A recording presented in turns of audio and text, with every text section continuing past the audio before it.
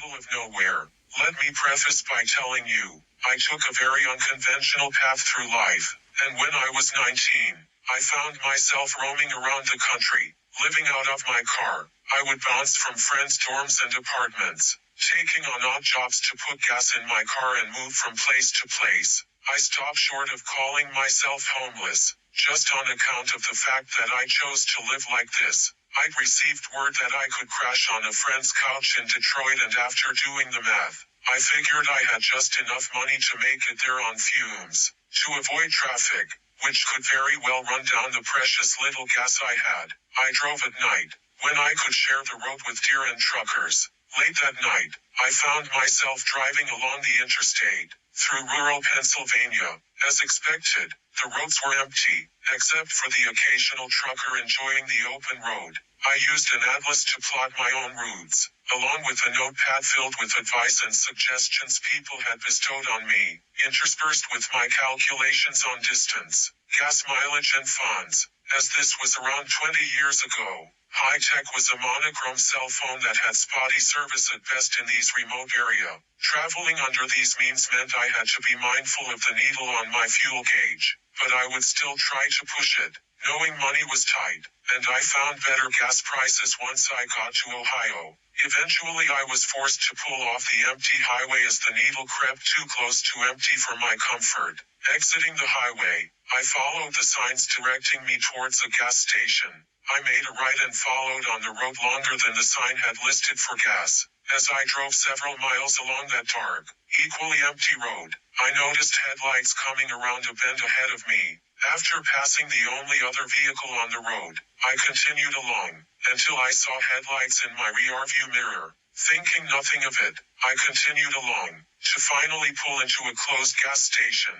I panicked a little, not knowing if I had enough gas if I needed to double back onto the highway and continue further on my drive. As I weighed my options, and saw I had no cell phone service, I realized that, while there was no one working, the pumps were open for card transactions. As I stepped out of my car and swiped my card, a car pulled in coming from the direction of the highway. They circled the pumps, then pulled up on the other side of the pump and rolled their window down. It must have been 2 a.m., and this disheveled man with a hat pulled low over the top half of his face started talking with me. "Where are you from?" he demands. "New York," I say, and nothing more. He snaps back, "I know you're from New York. I saw your license plate. Where in New York?"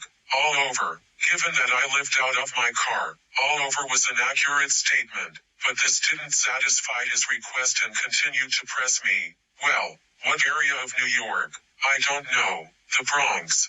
"Westchester." "I know Westchester." "Where in Westchester?" I give him the name of a random town that I'd never so much as stopped in, and he picked his head up just a little as he immediately responded, "I'm from Pleasantville too." Suddenly he wanted to tell me his life story. "I'm stationed at the military base just up the road."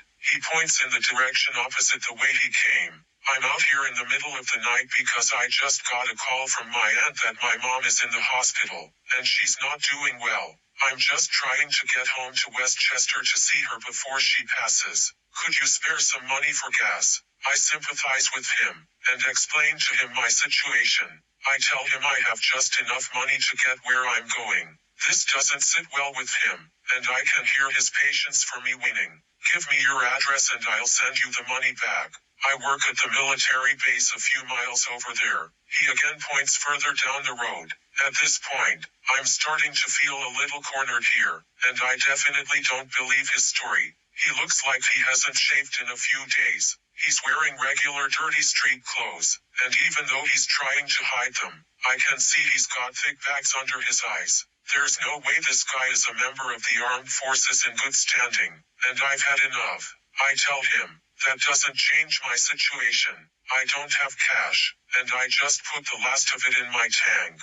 In a fit, this man drives off, turning left out of the gas station and driving towards the highway. And just as I think this is over, he cuts his wheel left and turns right back into the gas station. He circles around my car, and now, for the first time I can see he's not alone in his car.